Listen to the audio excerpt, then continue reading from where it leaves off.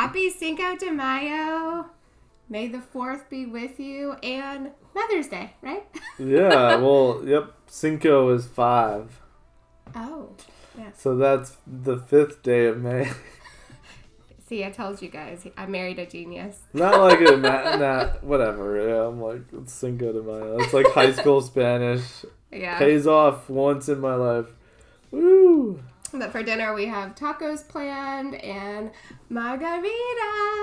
Yeah, margaritas. Woohoo! I forgot we had margaritas. Yeah. But yeah. Celebrating. So, the obvious, right, guys? We missed a week. Yeah, week off. Yeah, we celebrate our anniversary. Mm-hmm. And another obvious thing, I got new hair. Yep.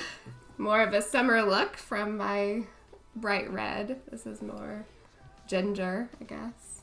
Natural. You got new hair, and I guess I got browner. Yeah, I guess from gardening and stuff. We were outside and stuff on our trip. Yeah. But yeah, we took a trip across the state to Charlotte. Yeah. And did stuff and enjoyed listening to some podcasts. Yep, on the way there, and we went rafting, guys. Yeah, like class 4 whitewater. Yeah, it was pretty insane. I was a little nervous because I worry, I have balance issues, so I worry about falling out of the boat. But we did great. We didn't have any what they call swimmers. So. Yeah, and like the boat next to us, they totally had swimmers. Oh, yeah. Like the boys, like 2 teenage kids went out of the boat, and then the guy that was like the instructor went swimming too, and yeah, it was great.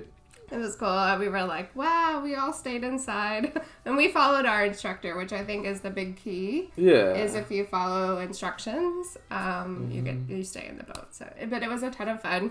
Another thing we're celebrating is it's some of you guys might or might not know, I have something called EDS, which is Ehlers-Danlos syndrome. It's a genetic disorder that I was born with that affects my connective tissues.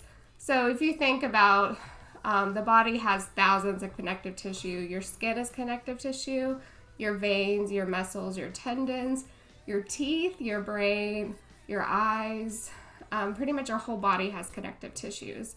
So it actually affects the collagen that makes those connective tissues strong. So my collagen isn't any less than like a normal person's collagen. However, it's thinner is how they like to describe it. And it is a spectrum disorder, so there's some people that have it really, really bad, which they're on feeding tubes and they dislocate all the time, a couple times a day. I'm somewhere in the middle, which by day to day, it could either affect me or not, so it changes. And there's some people who are actually asymptomatic, who don't actually have any symptoms at all from the disorder. Yeah, and it's not terminal like some horrible cancer thing, but it's like it's kind of funky because I always say to people when you describe it, I'm like, do you know anyone in your family that's got like double jointed knees and wrists and they can put their elbow behind their head and stuff, or they probably have some on some level they probably have like EDS because that's one of the traits is that like you're you can do these flexible things and it doesn't hurt. Because like things you do with your wrist, I'm like, oh my god, like that would hurt. So much. Because of the connective tissue disorder, it affects the way you're actually mobile. So I can do things like move my thumb all the way back that way. I can do this one, just things like that. Yeah, a normal person without EDS should probably go as far as that. But I can also touch the floor with my hands without actually stretching. So just bending over and touching the floor. Most people can't do that unless they've worked up to it, like in yoga and things like that. So, right. But that's the main characteristic. One of the good positives is I'll always kind of look young. EDS people don't tend to wrinkle that much, so bonus point there. But yeah, it is Awareness Month, so I'd like to share that stuff with you guys. Yeah, and So not to go backwards, but your hair, right? So yeah. Before we went on our trip, that she wanted to do the Queen's Gambit color, and that's where this beautiful hair color came from. And I'll insert a couple pictures up here showing the process. I have an amazing and talented stylist. Her name is Elle, and I will also link her Instagram info down below and the name of her salon. But she is so talented. She spent how many hours with me? Like 5 hours? It was like 5, yeah. It was like 6 to 11 or 6 to midnight or something. Yeah, to try to get that bright red out to make it more this color. And we have one more session to kind of even it out a little bit. But if we continued for another 5 hours, I probably would have ended up with no hair. Yeah. But y'all would have stabbed each other with scissors. Yeah. And we were both, starving at that point. So it was best to be stopped. Yeah. Yeah. It was supposed to be like a 2-hour thing. Yeah. But yeah, so her name is Elle Maria, or Elle, and you're going to link her Instagram, yeah, right? Yep. Yeah, and she's so talented. If any of you guys are getting married anywhere from Wilmington to Charleston, anywhere in between, definitely check her out. She does beautiful bridal hair and makeup and all kinds of amazing stuff. Yep. But, yeah. And also when we were in Charlotte, I got a closet organizer system. That was like my anniversary present. So I'll get to have an amazing closet. Yeah, I'll try. Maybe I'll film that. It'll be funny to see me try to assemble. So we went to IKEA. It really, we're not that ambitious of custom wood. It's a cool IKEA closet organizer, and Ash has been looking at it and sweet enough to get that because it's not like, crazy expensive, but it's also like pretty functional and something we could probably use later on or take with us if we ever move or something. But yeah, it'll be fun. We got everything with us. We had an SUV. It was pretty cool. Yeah. Because we knew we were gonna buy Dodge Durango. We rented. Yeah, Dodge Durango. But we knew we were gonna get stuff, so we were like, let's fill it up, and we got all that stuff, and we were in IKEA for like a whole day. Yeah, so as you guys who've been in there before, it's like you go in there and it sucks you in. You can't leave for hours. Like stuck in the. Where is it? And then you got to go find the boxes, and then and find exactly what you want and all those things. So that'll be a project. We will do like a time warp. That would be kind of funny to show before and after, and then show you building. Yeah, we'll speed it up. Yeah, we'll speed it up. That'll be fun. Yeah, and when we were in Charlotte, we'll tell you about all the hotels, but at one of the hotels, you got Lucky Charms. Yeah, so for breakfast, you always have those grab and go things. So, the hair called me down from the lobby, and he was like, well, there's yogurt and Lucky Charms. And I was like, okay, I guess I'll put some Lucky Charms in my yogurt. That'll be fun. That'll be all nostalgic and stuff. You guys, the marshmallows have gotten so pathetic. You can't even tell what the marshmallow is anymore. I was so sad. Everything just looked like blobs of color. It was supposed to be the Lucky Charms with unicorns, and I'll show you guys what the unicorns actually looked like. It was pretty pathetic. It was like a smushed green, lumpy bubble. With a little stick that was supposed to be some sort of magical horn. Yeah. They don't even have shapes. No, they don't even have shapes blobs anymore. Of marshmallow. But speaking of hotels, so buyer beware, right? So we usually book either Airbnbs or just something from Hotels.com, and we didn't need anything fancy because, we were celebrating our anniversary, but our main purpose of going was to go to IKEA to get the closet and stuff. So anyways, I just found a reasonable priced hotel on Hotels.com. The reviews were 4.8. Everybody was so happy with it. It looked fine. And you've done this in foreign countries and multiple states, 10 different states. It's not real. It's not anything new. I just normally look at the reviews, look at the pictures, and then we're good to go. Not this time. We actually got there, and the lobby was really nice. There was blown glass and it was okay. It was modern or whatever. And then we get up to the first room, which was disgusting. Carl tests the windows. The windows are wide open. They will not lock. Yeah, and I'm just always, that's what I do. I'll like check windows or doors. Like, are we secure in here? Is our stuff secure? Yeah. And the windows like wouldn't lock, and they just would fly wide open. I'm like, this is totally. It was very like scary. So we go back up front, and they were like, "Well, we have another room," and so we went in that room.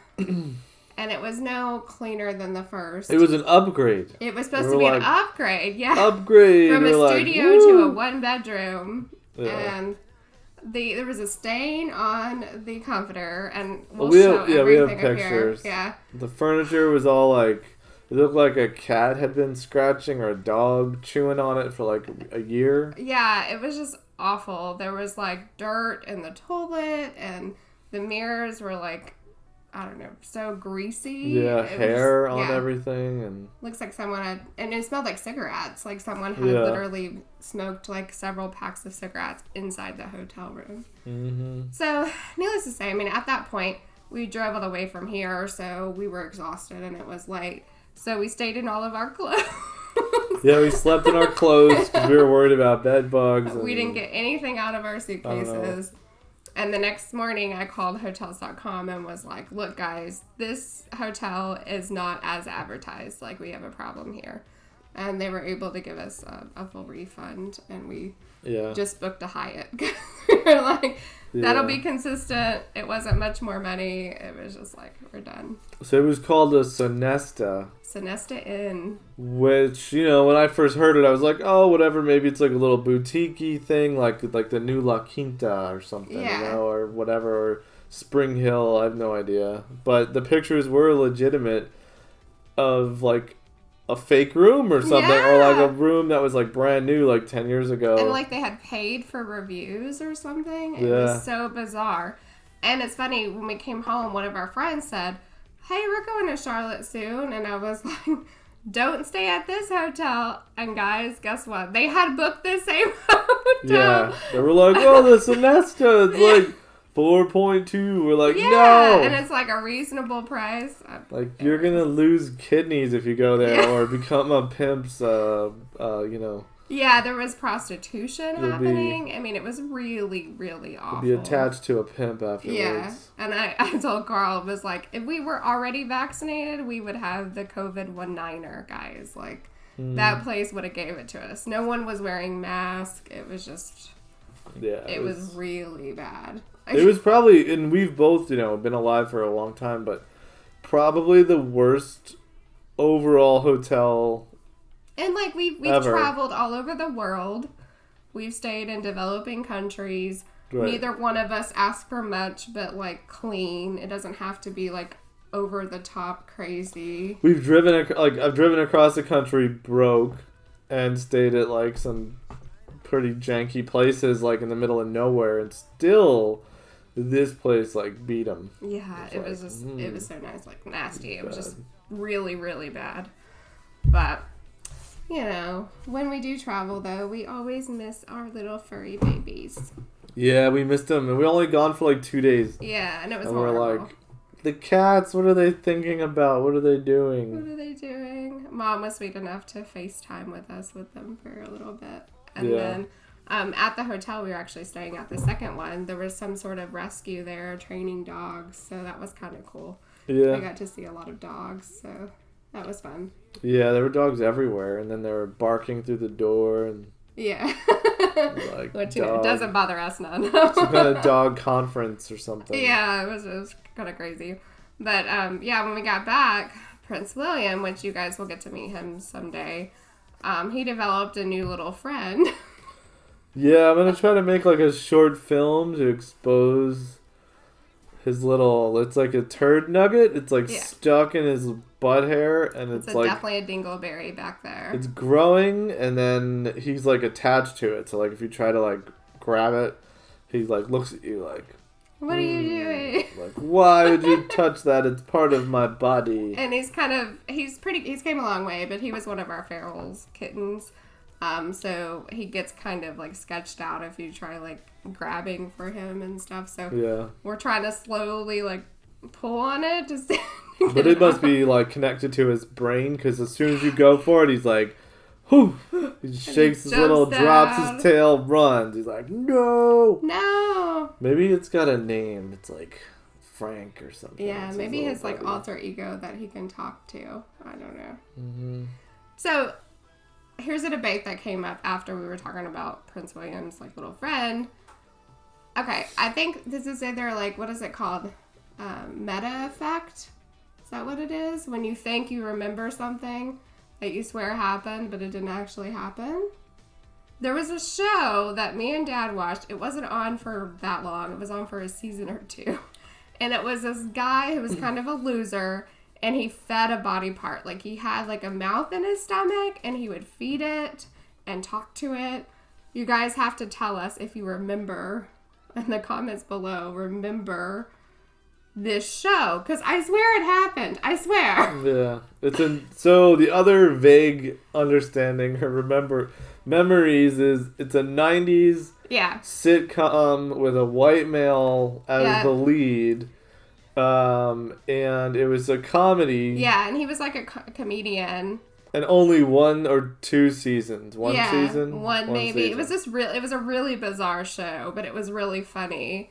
And I want to say it came on after like Married with Children or something like that. I think it was between 94 or 93 and 96. Yep.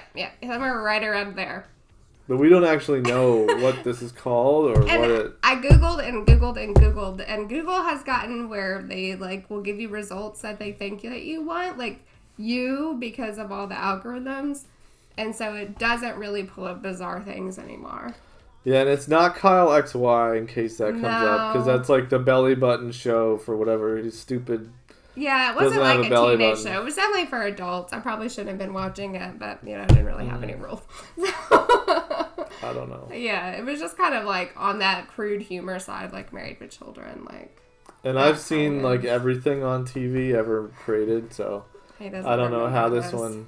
Not that it sounds like it's good, but I just don't know how I remember any of it. Yeah, because it was just that awful. I don't know.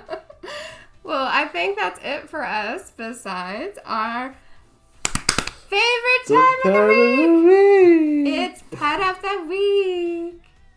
It's the Pet of the Week. A vision of perfection. An object of affection. To quench your royal fire. Completely free from infection, to be used at your discretion. It's the Pet of the Week. Hi, everybody. So this is Benny, a.k.a. Benedict Cumberbatch, or Benjamin Buttons. Or Chonky. Yeah. Or Rotten. Benny. Stinky. Yeah. Ow! See? He's awful. He bit you? Yeah. He loved bites. So he is a completely feral cat. We we found him in our neighborhood, like a couple blocks down where one of the nexuses of all feral cats come from. And he was a tiny little guy. He was living under a house. When I first saw him, I thought of like Joe Dirt, like baby Joe Dirt. Like he was like walking around. Like... Yeah, one of the neighbors posted him, and he was just this tiny little kitten, and they were asking around, and nobody claimed him, so... He likely was just a feral that got lost from his mom. And the house they were feeding him lunch meat. Yeah, and he was real skinny, because that's what I remember was his face was, like, skinny. Yeah, I'm going to hold him up in a second. You'll see his, what we're working his with. Big girth. He's earned the name Chonky. Yes. But, the house he was under was, like, an empty house, and then the house next to him had a bunch of kids. Mm-hmm. And the little kids I guess they thought it was funny, but they'd call him Bait. They were calling him Bait. Poor little baby kitty. I guess someone uses cats as bait, and then they taught their children that you call little cat's bait, right? And so, I was like, we're getting him out of here. So we trapped him pretty quickly. Like he went in right. We just went around the block and he was in there. So we took him into the car and he hissed at us. Yeah. He was like, he was like this tiny little thing. He went right for the fried chicken. He was like, fried chicken. He was like, yes, please, fried chicken. Jumped right in. Yeah.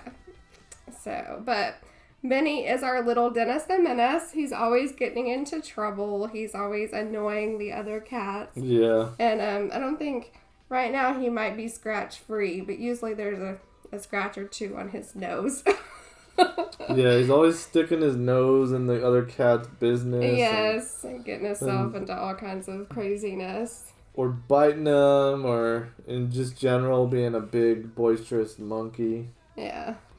And as you can tell, he doesn't skip many meals. He loves his dinner. Right, so I'll try Carl's to gonna hold him display. up, see how this goes. Come here, big guy. Oh. So that's Benny. Yeah. And there's the rest of Benny. Oh.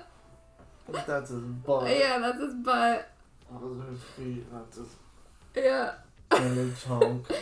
So he's not a tiny cat. I think the closest cat type he resembles is called a Turkish Von. And they are this big. They're about as big as Maine Coons. So.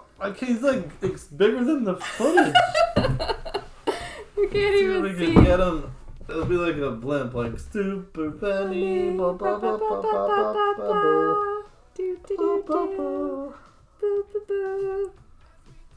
I think he's like, swallowed. He swallowed that little baby kitten that we first got. Little baby kitten's in there somewhere. And he's got a funny haircut. We always laugh at his little funny haircut. See? And he's got a heart on his side. I don't know if you can see it. Is it there? I think it's in the back. Or no, it is right here. It's kind of smushy right now. But you can tell, like, look at that. He's a feral animal. Yeah, so. But he's like, y'all fed me so much, I'm just gonna like, oh. Just lay here like a hippopotamus. Okay. He's like, that's enough, Daddy. But see, he's smart too, because he knows he's not just gonna cut me and like scratch and bite and freak out. He's like, he said something and he's like, hey, okay. Hey. Okay, enough's enough. This is gonna get serious. And at work, he always jumps on the back of my chair and it's always like, and then he'll like pull my shoulder back so he can climb down it.